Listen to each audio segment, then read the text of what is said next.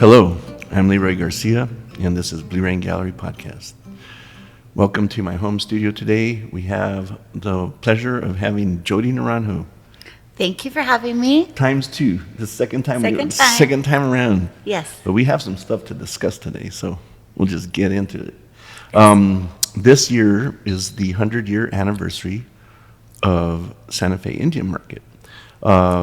Let's just say it's a celebration of Indian markets in general, because Indian markets across our country have been popping up left and right through all the museums in the native genres, from Idle Jorg all the way down to the Herd, to the the Ottery Museum, and of course Santa Fe.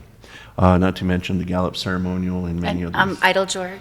Yeah, the Idle Jorg in Indianapolis. Mm-hmm. There's a lot of artists that have come and gone and had influence through these shows through the years, and not to mention one of the most influential in Jody Naranjo in her pottery. And so welcome today, Jody. We're glad to have you. Thank you, Levi.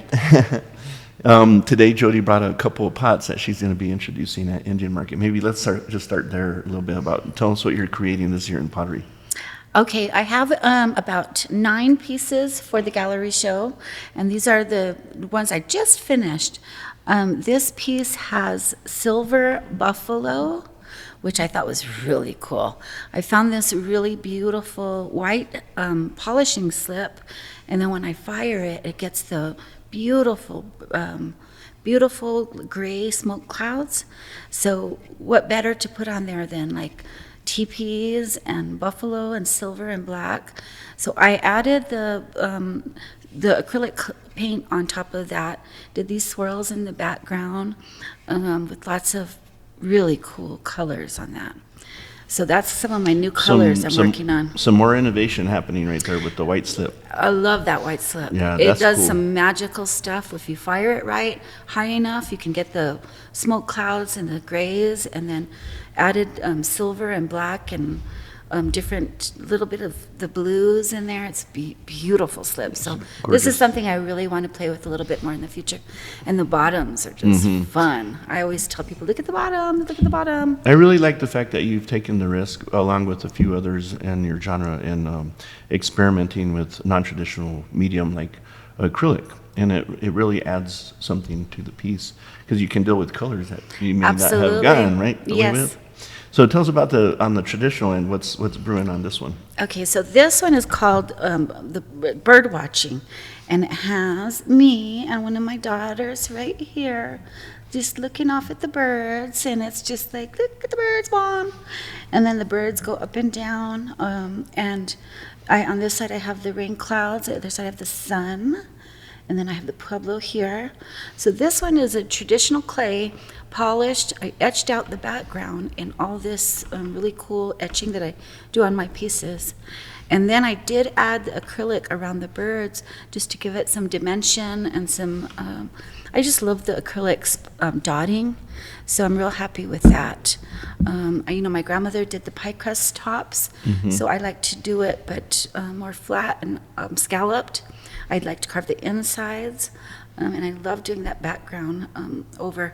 Also with this piece, I did like a sealant over it because it's a low fire, so that it will not be affected by the, the humidity or the rain. The moisture. And I'm finding that I'm doing that more on some of the low fired pieces just to make them, just for longevity. So when Jody says etching, what she means is she has a sharp bladed knife, like an X-Acto knife. An X-Acto knife. Yeah. and she sits there and just scratches out these freehand, right? Yeah, I just do sit there and do this. Do you pre-plot? I don't do anything. Wow. I find I do better if I just Start. have the piece. It's a blank canvas. I look at it. I just hold it for a while, and then I say, okay, I'm going to just do this and this. And I start at one side, I go to the other. No pencil, no drawings, anything, just freehand. This pattern I can do without even looking at it.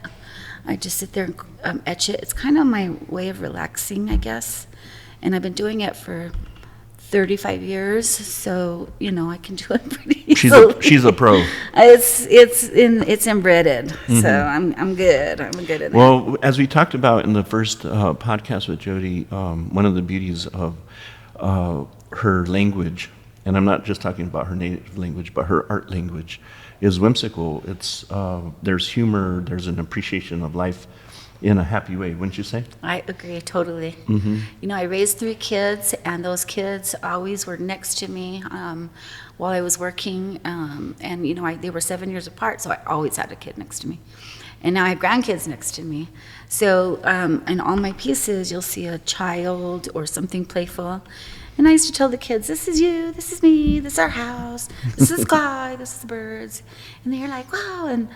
And it made it fun. It gave it that youthfulness. And I think that's where that came from, was the children that I was always raising and enjoying the pottery with them. I have a question for you that's pretty good. How has it been exploring with different mediums? And explain some of the mediums that you've explored with. Okay. So pottery's been my thing. I mean, I grew up with pottery. My grandmother, her grandmother, and my mom, all my aunts, everybody does pottery. And that's been my thing. And I went to IAIA back in the 80s, tried out painting classes, jewelry classes, sculpture classes, kind of put them on the back burner and thought, pottery's my thing. So along the way, I was making little clay animals. And they basically were like a seed pot and coils, so I'd make little heads and arms and wings. And again, it was for my kids because, they were bored sitting there. So I was like, oh, here. And it's kind of like Mr. Potato Head. Here's a little body, here's some arms, here's some eyeballs, wings, like that. I was like, just put it together. So they would, and then I'd finish it. And people started coming by the house, and they were like, wow, these are really neat. Do you sell these? And I was like, well, no, but I can, So that's how that started. And when they became popular, but they were very breakable. Yeah. So you, Leroy, told me one day, let's bronze them, because I said I can't make those because I can't fix them. Let's bronze them. So that's where that came in. And going into bronze is something that makes them permanent. They're good for outdoors. It gives it a real solid look. It's very, very different. So that's how that came in. Also with the glass, that was Leroy, and he said, let's work in some glass. And I didn't know what I was doing with glass. I was at Preston's studio, and he goes, well, pick colors. And I'm like, well, brown, and gray. And then he's like, come on, Jody. And I go, well, what colors you got? And he's like, he opened the door to this room and I was like, wow. So halfway through that day, I'm telling him purple and turquoise and pink, and he's like, okay, slow down a little bit. But the glass has been just really incredible experience for me. And how did your last glass show do? They've all done very well. I think I'm getting the hang of it a little bit more. It's flowing. My juices are going really well with Preston, and people seem to like them. And you have pushed me in the right directions, left and right. So they've all done well, and very grateful for that. I think we're ready to do another show. I think Yes. that'd be fun. The last one sold out, by the way. Yes, that was a good show. Sold out in a week or less. Yeah, it was a great fun. show. That's great imagery, though, and you're able to transfer your characterization of those figures in any direction, whether it's in clay or it's in glass. You've also done experimentations in jewelry, right? Yes, I have. I've been working in jewelry for quite a while with Carolyn Pollock and on QVC, and On QVC. That's been a really nice experience. They've been really good to me. Yeah, those are fun little pieces that they produce Yeah. with your imagery. Yeah, and they've stuff. been wonderful to me. So I'm real grateful for that as well. So lately we've been experimenting through the Blue Rain print shop with some things. Right? Oh, and I love this. Yeah, tell This us is about how right you, up my alley. Tell us how you feel about Blue Rain print shop. I love Blue Rain Print Shop. It's like putting my designs on stuff, shirts, cups, bags, all my purses, my phone case, my notebooks, my cosmetic bags, Your my suitcase. everything. I'm rolling around at the airport with like 20 different of my designs on it, and with a big smile on my face. just because I'm really loving that. To see my little pottery designs progress in color into usable things, into just objects of wearable art has been one of my highlights of everything I've done my whole career. And I love it, and I want to keep making more and seeing where they can go with that and stuff. So thank you for that. Well, you've become a popular person on that site, so that's pretty Good. good. But innovation leads to innovation to innovation. All right. And me, I can't turn my brain off. And so we ended up going another direction with the print shop for Jody only at this point, and maybe it'll be a pattern for others. But let's talk about the first piece we produced. So innovation breeds innovation, and here we are to where we started in producing products, say like coasters. Jody would paint us a painting. And so my next thought was, well, why don't we just offer these as limited edition prints, right? Yes. So I found one of the best giclée printers in the state, who actually takes Jody's drawings and then just really amplifies them, cleans them up. And Very well. I cannot tell you the amount of time it takes to produce one of these, but they're very low numbered. This is an edition of 30. This one's 30. And tell us about the scene that you've done here. Okay, so this is one of my pottery designs that I've been using forever. And this is the deer dance. I have the deer dancers, and then these are the corn dancers, which really don't actually dance with the deer dancers. But I added them in just because I love them so much. They go down in size, the men, and then you'll see like an antelope and then a little ram at the end. So all of them dancing, and it's a wintertime dance. And it's a prayer for hunting, for meat. So, there's snow. This is like thunder snow. So here's my rain clouds, which I love, the Pueblo rain clouds, and the lightning, and my Pueblo sun, the Pueblo, the mountains with the snow, the hills with the pinon trees, and this is the winter deer dance. Wonderful. And these are great collectible pieces because they're very low numbered. They're Yes. not mass produced. It's a great collectible for people who are starting to get into Jody. Especially, or even for people who are hardcore fans, because yes, a lot of hardcore fans have picked this up. Well, because this is on their pots. Yes. And, I do so many different variations. I mean, there's always somewhere to go with the different dances, and I do everything freehand. I don't draw it out or do the same thing over and over. I kind of go with the pot, like what it looks like and feels like to put on it. So same thing with the canvas. So this one is very original, but people will think, oh, I have a pot like that. And that's where I think, that it becomes collectible. Yeah, very beautiful. So this is the second example of a piece that we had Jody create. And this is in celebration of Indian markets, 100 years. And it's beautiful because she's captured a little bit of everybody and their awards over the years. Oh, right? yeah. But tell us a little bit about what brought this on. Okay, with Indian Market this year is being the 100th anniversary. IAIA has a big anniversary. Herd has a big anniversary. So there's so many Indian markets going on that all I can see when I think of all those years of Indian markets is all the artists.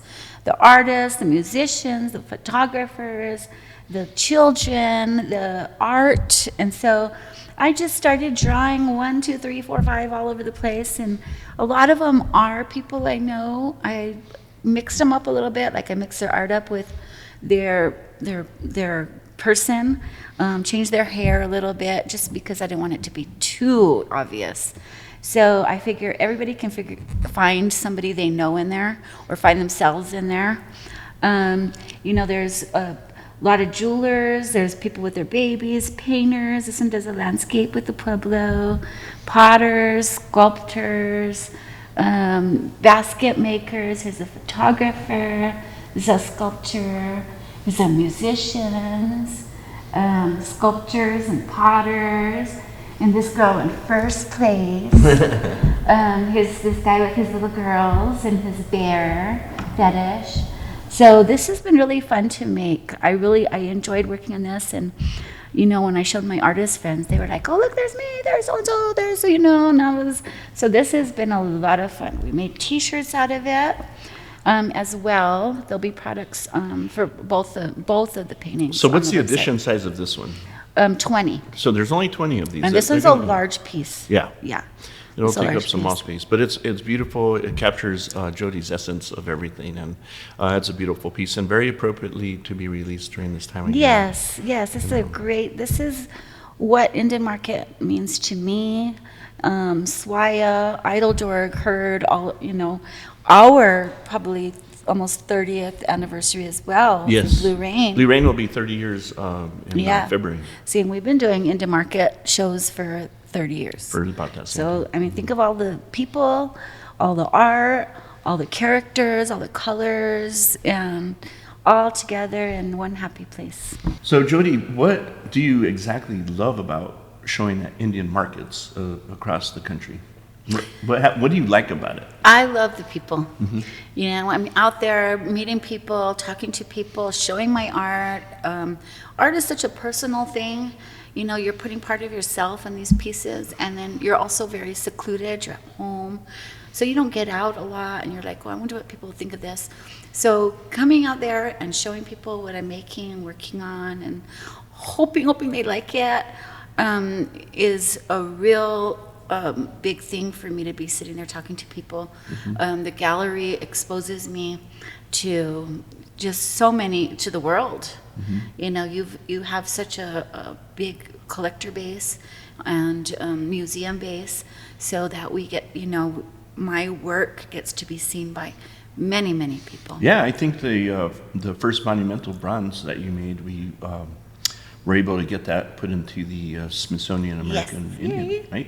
Yeah. The Museum of the American Indian. Yeah. That's a big honor. That was big. Holy That was cow. big, my big dear. Yeah, and Yeah. it's in prominent display. So. Yes, I'm happy about that.